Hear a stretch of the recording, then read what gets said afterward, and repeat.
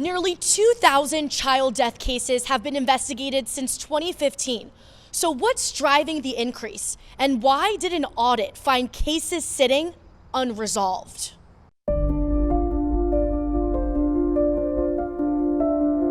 Jonathan, that kid is not supposed to be here.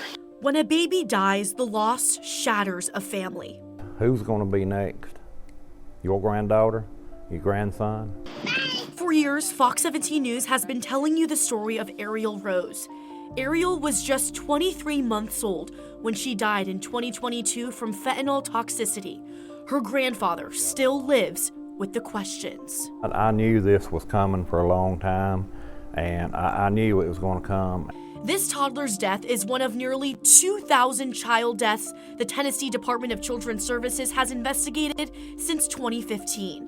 And in 2025, DCS saw a 22% increase in death investigations, the highest total in a decade. It's important to understand what that means. DCS does not investigate every child death. The department steps in when there is a report of possible abuse or neglect. Some cases are later substantiated, meaning there's evidence that child abuse or neglect occurred. Many are not.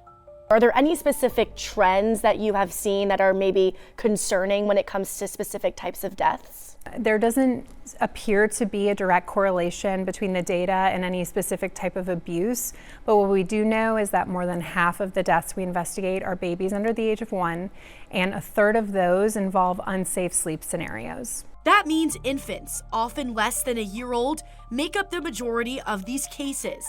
DCS says it is expanding safe sleep education, training foster families, and working in communities to prevent future deaths.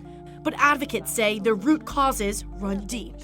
Number one, we need to be addressing the violence and the addiction, because children are growing up in those environments. But I just think it is an emergency. While DCS handles a record number of investigations, a state comptroller's audit raised red flags about how quickly those cases move. Slow responses in many of these cases. The audit found prolonged investigative tasks, delayed administrative reviews, and a vacant physician reviewer position that impacted case completions. So the comptroller found dozens of child deaths cases from 2023 and 2024 still pending. Can you talk about the primary holdups there and if those have been addressed? We had a vacant position for a physician reviewer for a while. It took us some time to find someone with the correct qualifications who had the bandwidth to take on these cases. How many years was the department without a physician reviewer, do you know? I think about 1 year. I'd have to look at specifically when the previous person left and when this person came on board, but it was about a year. In a follow-up email, Ashley Zarach later clarified there was no physician reviewer for roughly 20 months. DCS says that medical expertise is critical to determining cause, context, and whether abuse or neglect played a role.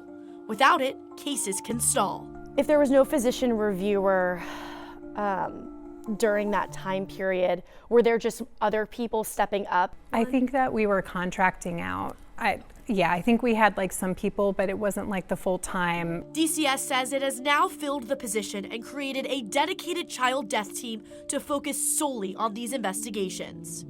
We've heard from families all of the time who maybe don't have the most positive outlook of the Department of Children's Services. What would your message be to those families? As a department, our role is to ensure that kids and youth in Tennessee are safe, but we also work closely with families. So prevention and permanency are our two main goals. Wyatt says families deserve timely answers.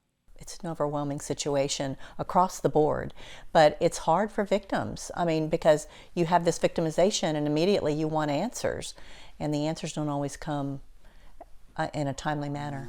Wyatt believes the commissioner has acknowledged the audit findings, but fixing them will require staffing, funding, and consistent oversight, because behind every data point is a child like Ariel Rose and a family still waiting. Now, DCS tells Fox 17 News the child death team is currently training before its launch in March. And of course, we'll continue to track the child death reports to see if this solution fixes the problem. Reporting in Nashville, I'm Amanda Chin, Fox 17 News, your Code Red station.